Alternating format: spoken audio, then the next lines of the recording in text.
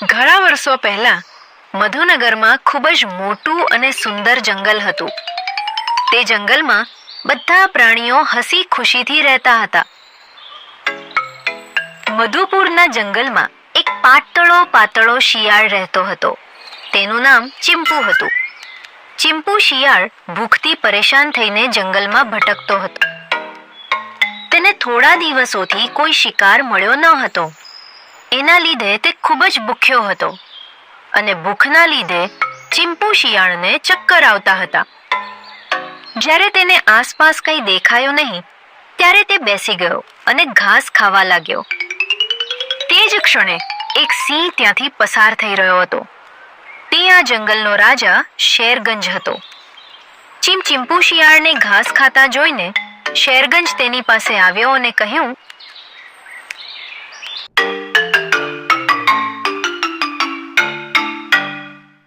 અરે ચિંપુ શિયાળ, આ તું શું કરી રહ્યો છે? અને આ તું કેવો દેખાઈ રહ્યો છે? અને તું એક માંસાહારી પ્રાણી થઈને ઘાસ ખાઈ રહ્યો છે? માંસાહારી પ્રાણીઓ માટે આ ખૂબ જ શરમજનક વાત છે. ચિંપુ શિયાળ ખૂબ જ કપટી અને ચાલાક હતો. ચિંપુ શિયાળે ઝડપથી પોતાના ચાલાક મગજનો ઉપયોગ કર્યો અને મહારાજ શેરગંજ સમક્ષ માથું નમાવ્યું. પછી ધીમેથી કહ્યું, મહારાજ, તમે? મહારાજ, શેરગંજની જય હો. ભલે તમારા જંગલના પ્રાણીઓ ખૂબ ખુશ છે, પણ તમારો આ સેવક ખૂબ જ નાખુશ છે. તમે મારા શરીરની રચના જોઈને કલ્પના કરી શકો છો કે ભૂખને કારણે મારી હાલત ખૂબ જ ખરાબ છે. જ્યારે ભૂખ અસહ્ય થઈ ગઈ ત્યારે મારે ઘાસ ખાવું પડ્યું. મારે શું કરવું જોઈએ મહારાજ શેરગંજ? એવી વાત છે. તું ટેન્શન ના લે, હું હમણાં જ તારા માટે ખોરાક તૈયાર કરીશ. મારી સાથે આવ. આ સાંભળીને ચિંપુ શિયાળ ખૂબ ખુશ થઈ ગયું અને સિંહના વખાણ કરવા લાગ્યું. Thank you Maharaj, thank you so much મહારાજ.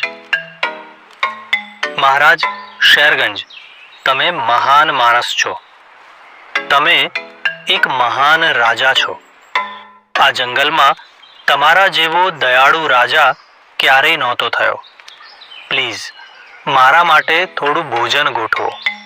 હવે મારાથી ભૂખ સહન નથી થઈ રહી. મહારાજ. સારું, મારી સાથે આવ. તે પછી તેઓ બંને જંગલમાં શિકાર કરવા નીકળ્યા.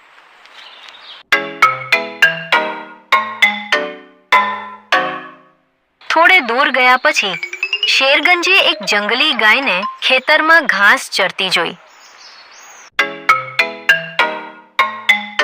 એ બંને એ તક જોઈને જંગલી ગાયને પોતાનો શિકાર બનાવી. આવી રીતે ચિંપુ શિયાળને શેરગંજ સિંહનો સાથ મળતા સારું ભોજન મળી ગયું. તેને પેટ ભરીને ખાધું અને સિંહની પ્રશંસા કરતો રહ્યો. ખાધા પછી શેરગંજ ચિંપુ શિયાળને તેની ગુફામાં લઈ ગયો. શેરગંજ સિંહ તેની ગુફામાં એકલો રહેતો હતો. શેરગંજે વિચાર્યું કે જો તે આ ચિંપુ શિયાળને પોતાની સાથે રાખે તો તેની વધુ સારી સેવા થશે. એ દરમિયાન ચિંપુ શિયાળે પણ મંત્રી બનવાનું સ્વપ્ન જોયું. મહારાજ શેરગંજ, તમે જંગલના રાજા છો. તમારો કોઈ મંત્રી નથી. મને તમારો મંત્રી બનાવો. હું તમને સારા સૂચનો આપીશ. હું તમારું ઘણું કામ કરીશ. તો આજથી હું આ જંગલનો મહારાજ શેરગંજ ચિંપુ શિયાળ તને મારા મંત્રી તરીકે જાહેર કરું છું.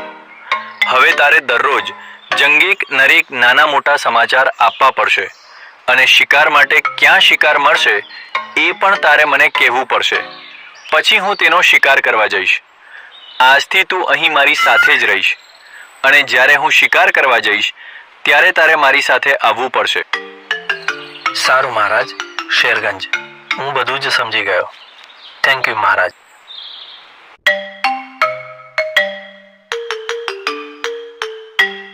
મહારાજ શેરગંજનો મંત્રી બન્યા પછી ચિંપુ શિયાળનો દરજ્જો બદલાઈ ગયો.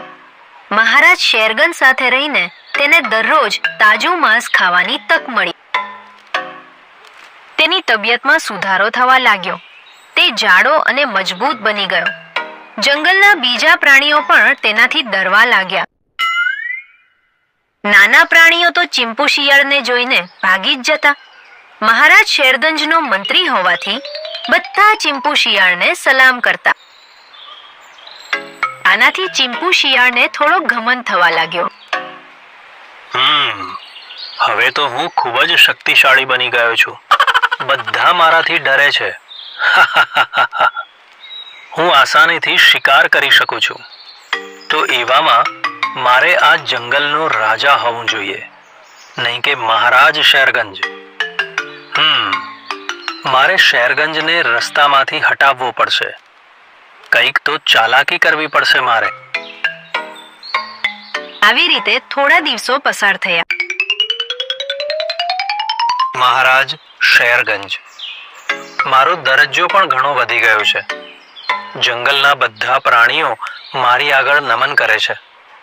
મને પણ તમારા જેવો જ આદર મળી રહ્યો છે. મને ખૂબ સારું લાગે છે. હા, એ તો થવાનું જ હતું, કારણ કે તું મારો મંત્રી છો. તારું શરીર પણ ખૂબ મજબૂત બની ગયું છે. હવે તારી પ્રશંસા થશે. મહારાજ, જો તમે મને જોવો તો તમને સમજાશે કે હું પણ રાજાથી ઓછો નથી રહ્યો. હવે તમને શું લાગે છે, હવે હું પણ તમારા જેવા મોટા શિકારનો શિકાર કરી શકું છું? હકીકતમાં હવે હું જ તમને દરરોજ શિકાર શોધી આપીશ. ચાલાક સિંહ સમજી ગયો કે ચિંપુ શિયાળ ઘમંડી બની ગયો છે.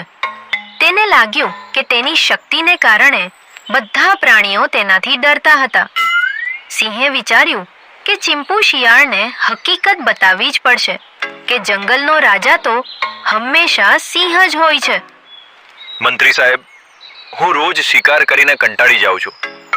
તમે હવે સક્ષમ બની ગયા છો, તો હું ઈચ્છું છું કે તમે મારી જગ્યાએ શિકાર કરો. હવે જંગલના બધા પ્રાણીઓ તમારાથી ડરે છે. તમે સાચું કહ્યું મહારાજ શેરગંજ. ચાલાક ચિંપુ શિયાળે પોતાની ચાલાકી વાપરીને શેરગંજને કહ્યું, પણ મહારાજ, શિકાર તો હંમેશા રાજા જ કરે છે અને હું તો મંત્રી છું. હું કેવી રીતે મોટો શિકાર કરી શકું? હું તો ફક્ત નાનો જ શિકાર કરી શકું છું. જો એવું હોય તો હું તમને આ જંગલનો રાજા બનાવીશ અને હું તમારો મંત્રી બનીશ ચિંપુ શિયાળ. અને એ પછી તમે રાજા બનીને શિકાર કરી શકો છો. તમને શું લાગે છે ચિંપુ શિયાળ, તમે રાજા બનશો? અને પછી થોડું વિચારીને મને કહો કે તમે રાજા બનવા રેડી છો કે નહીં, કારણ કે તમને ફરી ક્યારેય આવી તક નહીં મળે. સિંહની વાત સાંભળીને ચિંપુ શિયાળ ખૂબ ખુશ થયો. મહારાજ શેરગંજ પોતે જ મને રાજા બનાવવા તૈયાર છે. આનાથી મોટી વાત શું હોઈ શકે? અને મહારાજ, મને તુની જગ્યાએ તમે કહી રહ્યા છે. શું વાત છે ચિંપુ શિયાળ? ફાઇનલી આ સિંહ તારી જાળમાં ફસાઈ જ ગયો. ચિંપુ શિયાળ હવે પોતાના લોભને કાબૂમાં રાખી શક્યો નહીં. તેણે તરત જ હા પાડી.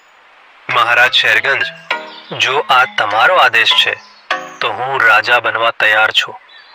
હવે હું ખૂબ શક્તિશાળી બની ગયો છું. જો તમે કહો છો તો હું આ સ્વીકારીશ.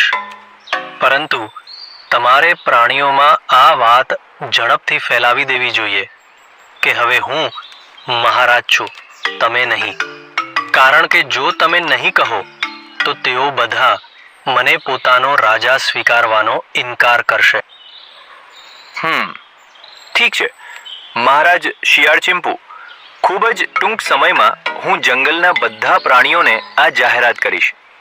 હવે હું તમારા માટે શિકાર પર નજર રાખીશ અને તમને જાણ કરીશ. જ્યારે તમને તક મળશે ત્યારે તમે તેને પકડી શકો છો અને આ મંત્રીને પણ થોડુંક કંઈક ભોજન મળી જશે. ચોક્કસ મંત્રી, ચિંતા કરશો નહીં. હું તમને ભૂખ્યા નહીં રાખું. હવેથી તમે હંમેશા મારી સાથે રહેશો. જેમ જેમ તમે શિકાર જોશો તમે તરત જ મને જાણ કરશો. જ્યારે મારું પેટ ભરાઈ જશે ત્યારે જે પણ ભોજન બચી જશે તે હું ચોક્કસપણે તમને ખાવા દઈશ. ઠીક છે મહારાજ, હવેથી હું તમારી સાથે રહીશ. તમે જે કહો છો તે હું કરીશ. સારું, હવે તમે જંગલમાં જાઓ અને જુઓ કે અહીં કોઈ શિકાર છે કે નહીં. અને સિંહ ત્યાંથી ચાલ્યો જાય છે અને કેટલાક પ્રાણીઓને કહે છે કે તેને શિયાળને રાજા બનાવ્યો છે.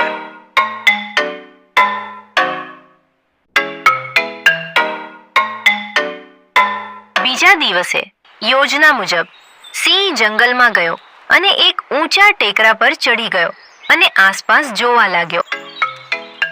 થોડી વાર પછી સિંહે ત્યાં એક જંગલી ભેંસ જોઈ. પછી તે તરત જ ચિંપુ શિયાળ પાસે ગયો અને કહ્યું,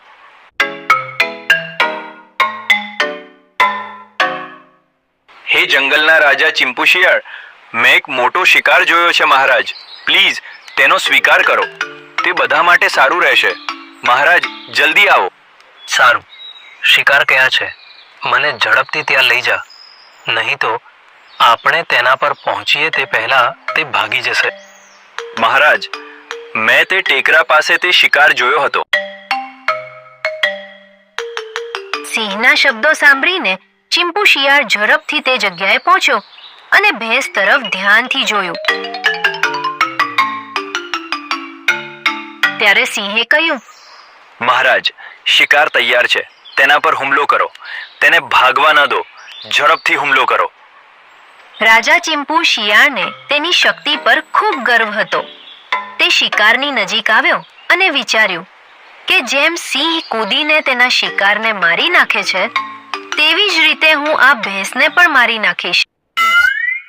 જેવો ચિંપુ શિયાળ ભેંસ પર કૂદ્યો, ભેંસ તેને તેના શિંગડાથી ઊંચકીને ખૂબ ઊંચાઈ પર ફેંકી દીધી. જ્યારે ચિંપુ શિયાળ નીચે આવ્યો ત્યારે તે ફરીથી ઊભો થઈ શક્યો નહીં. તેનું ઘમંડ પણ તૂટી ગયું. તેથી જ કહેવાય છે કે કોઈએ ઘમંડ ન કરવો જોઈએ. અભિમાની વ્યક્તિનું અભિમાન એક દિવસ ચોક્કસ ચકનાચૂર થઈ જાય છે. તો બાળ મિત્રો, આ વાર્તા પરથી આપણે શીખ્યા કે લાલચ હંમેશા આપણને તોડી જ નાખે છે. જ્યારે પણ આપણી હાલતમાં સુધારો થઈ ત્યારે આપણે ઘમંડમાં ના આવી જવું જોઈએ. જ્યારે જે લોકોએ આપણે નબળી હાલતમાં મદદ કરી હોય તેને હંમેશા યાદ રાખવા જોઈએ, નહીં કે તેનો